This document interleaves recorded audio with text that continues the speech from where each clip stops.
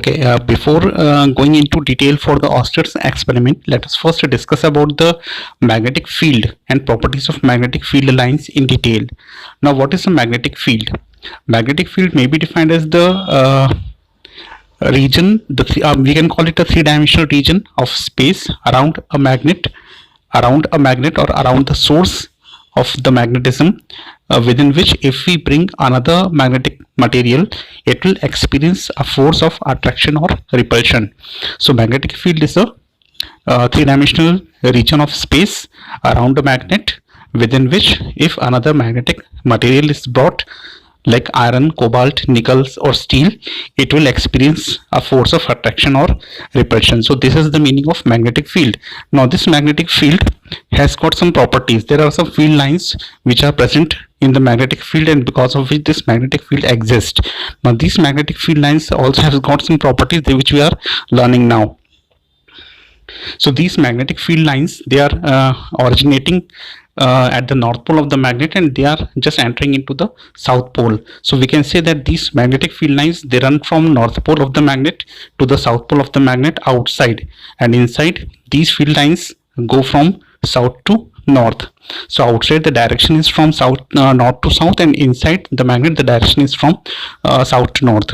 Now these field lines, they are forming closed curves. They are not broken lines, but they are forming closed and continuous curves, as you can see in the diagram over here.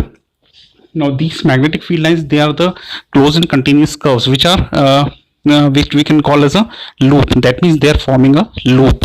Now next property, these magnetic field lines never intersect each other. These lines can never cross each other, but they are always distanced from one another. These magnetic field lines, they are distanced from one another. That means they are just far apart from each other. Then another property we have, that these magnetic field lines, they are crowded at the poles. That means they are dense at the poles, and they are at a distance in the middle of the magnet. That means in the middle part the distance is more, and at the poles of the magnet the lines are much crowded. That's why we feel that the magnetic attraction or repulsion is greatest at the two poles of the magnet. So these are the properties.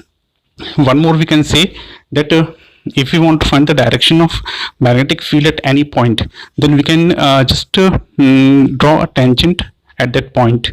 Since the lines are curved, so we can find out direction by drawing a tangent at that point.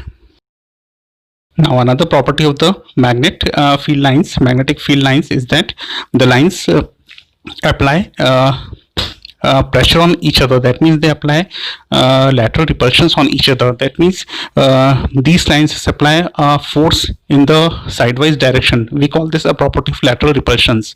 This property is responsible for attraction or repulsion between the like or unlike poles. Similarly, one more property is there, which is called as longitudinal contraction. According to this property, the magnetic field lines try to minimize their length. That means they want to shorten their length. Okay, so this property is responsible for attraction between the unlike poles, and lateral repulsion is responsible for the repulsion property between the similar poles. So these are some of the properties of magnetic field lines. Right. Now we come to Oster's experiment in detail.